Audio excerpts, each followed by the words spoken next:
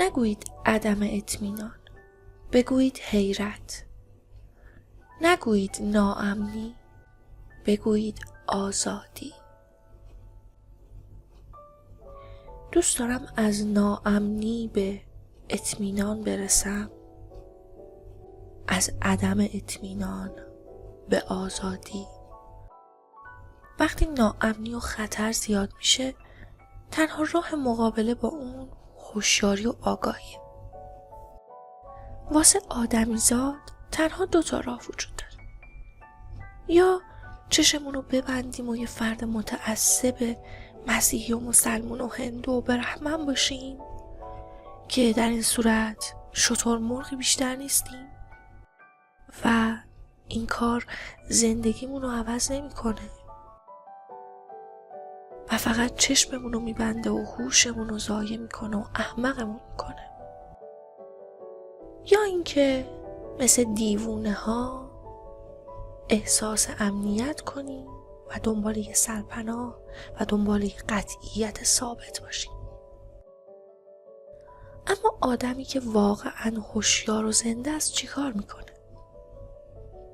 به نظر من اون همیشه احساس ناامنی میکنه. آخه توی این زندگی چجوری میشه امنیت واقعی وجود داشته باشه؟ زندگی روند مکانیکی نیست. زندگی نمیتونه امن باشه، چون یه راز غیر قابل پیش بینیه. حتی اون که به تصور ماها جایی تو آسمون 7 نشسته، اگر هم در اونجا باشه نمیدونه توی لحظه بعد چه اتفاقی قراره بیفته. چون اگه لحظه زندگی پیش بینی شده باشه، پس زندگی یک امر ساختگی و کذبه.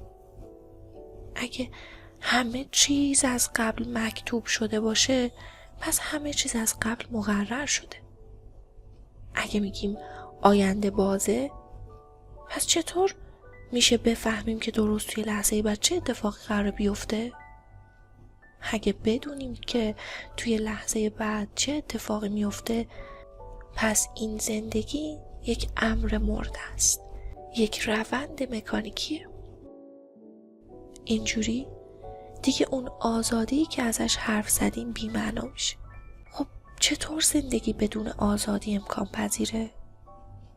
اگه همه چیز از قبل مقرر شده باشه، پس رشد و تکامل هم بی‌معنیه. اصولاً شکوه و عظمتی وجود نداره و ما چیزی بیشتر از یک ربات نیستیم. حرف من اینه: هیچ امنیتی وجود نداره.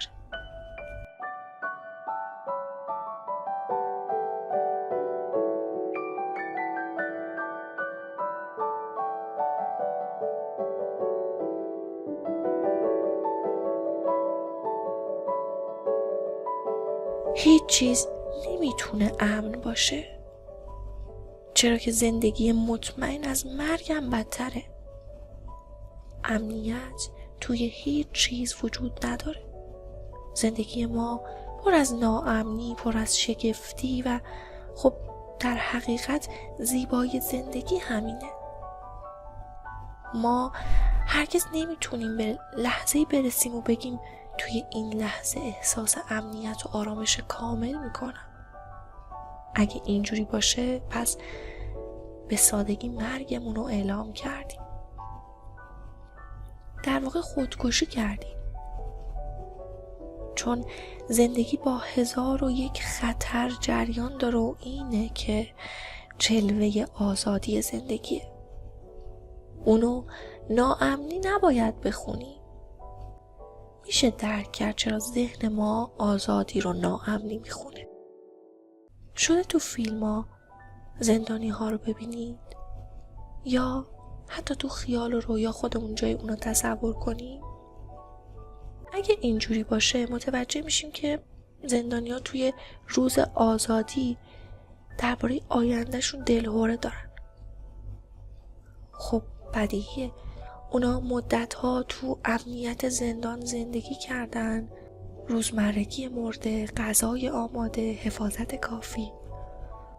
ترسی از بی‌غذایی یا گرسنگی توی فردا نیست. همه چیز اطمینان بخشه. اما یهو بعد از چند سال زندانبان میاد و میگه حالا قراره آزاد بشید و زندانی شروع به لرزیدن میکنه. دوباره بیرون از دیوارهای زندان ناامنی‌های زیادی وجود دارن. دوباره باید در جستجو و تکاپو باشه. باز باید آزادانه زندگی کنه. آزادی ترساوره. مردم در مورد آزادی صحبت میکنن ولی از اون میترسن و کسی که از آزادی میترسه هنوز انسان نشده. من دوست دارم آزادی داشته باشم، نه امنیت. دوست دارم ادراک داشته باشم، نه دانش. دانش منو مطمئن میکنه. اگر ما یه فرمولی داشته باشیم که خدایی هست، بهشت و جهنمی هست، اعمال خوب اینا هستن، اعمال بد اونا هستن، اگه مرتکب گناه بشیم به جهنم میریم، اگه اعمال خیر انجام بدیم به بهشت میریم و تموم، و در نهایت مطمئن میشیم، این اسمش آزادی نیست. مردم زیادی که توی چهارچوب بعضی از چیزها قرار میگیرن دنبال آزادی نیستن. اونا فقط دنبال یه فرمول تثبیت شدن.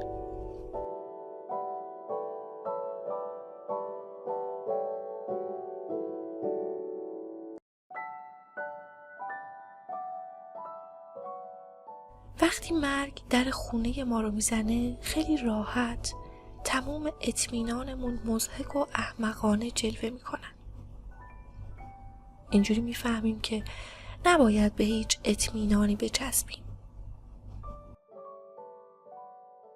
زندگی ما توأم با عدم اطمینانه. این کاملا طبیعیه که ناامنی وجود داشته باشه و آدم باهوشم همیشه نامطمئنه. این اوج آمادگی برای پذیرش ناامنی فقط یه اسم داره، اونم شهامت.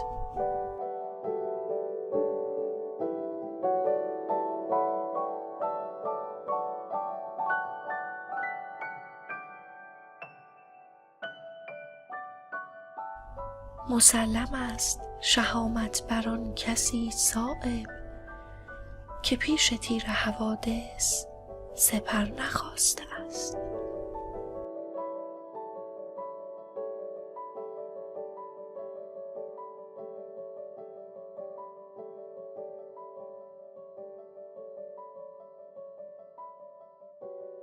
این آمادگی کافی برای نامطمئن زندگی کردن اسمش اطمینانه، اسمش اعتماده.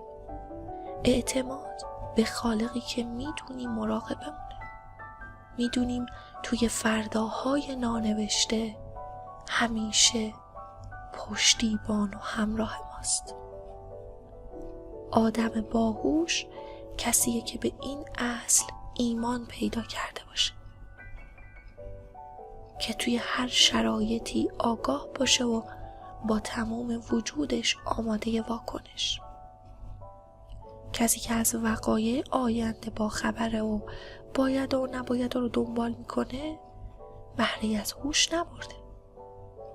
زندگی ما علم نیست، زنجیره علت و معلولی هم نیست. آبو گرم کنی به 100 درجه سیلیسیوس که برسه میجوشه.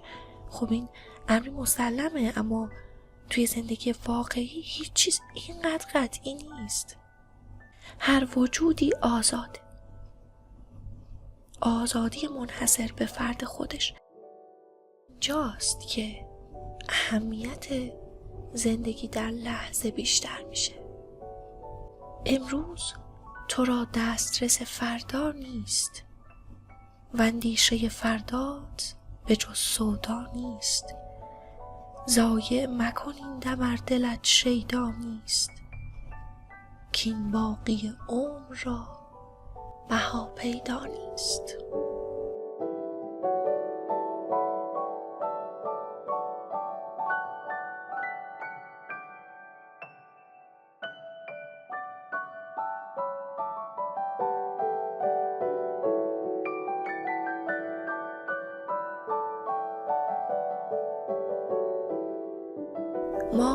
قرار نیست تو زندگیمون دنبال فرمول باشیم. در حقیقت اگر هم فرمولی داشتیم باید اونو از بین ببریم. کم کم باید یقینمون به هر چیز رو تخریب کنیم و به تدریج تردیدمون بیشتر و بیشتر بشه. اینجوری همه چیز بیشتر و بیشتر نامطمئن میشه و این تنها کاریه که باید انجام بشه تا اون نقطه اوج رو از دست ندیم، تا آن هنگام که به قول مارگوت بیکل فصل آخر در کتاب زندگی انسانی نوشته نشده. هر صفحه و هر تجربه ای مهیج است، همه چیز گشوده است و قابل تغییر. کسی که تنها به فصلهای قدیمی و ورق خورده کتاب بیاندیشد، نقطه اوج فصل آخر زندگی را از دست می دهد.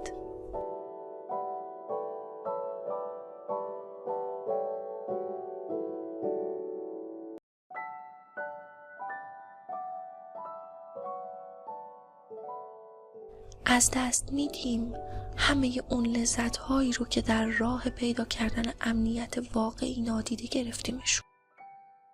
باید توی آزادی کامل رها بشیم. ما ناچاریم آگاهانه برخورد کنیم. جز این ممکن نیست. این همون چیزیه که اسمشو گذاشتم ادراک. اگه ما درک کنیم که ناامنی جزء لاینفک زندگی ماست، و چه بهتر که اینطوری فکر کنیم، در اون صورت زندگی ما سرشار از آزادی و شگفتی های پی در پی میشه. هیچ کس نمیدونه این لحظه‌ای که درش هستیم یک فاجعه است یا یک محبت. فقط اینطوریه که مدام توی حیرتیم. پس نگویید عدم اطمینان، بگویید حیرت. نگویید ناامنی، بگویید آزادی. اگر با شهامت نباشیم نمیتونیم حقیقی باشیم. اگر با شهامت نباشیم هیچ کس ما رو دوست نداره. اگر با شهامت نباشیم قابل اعتماد و اتکا نخواهیم بود. پس اول شهامته و در پی اونه که بقیه چیزا اتفاق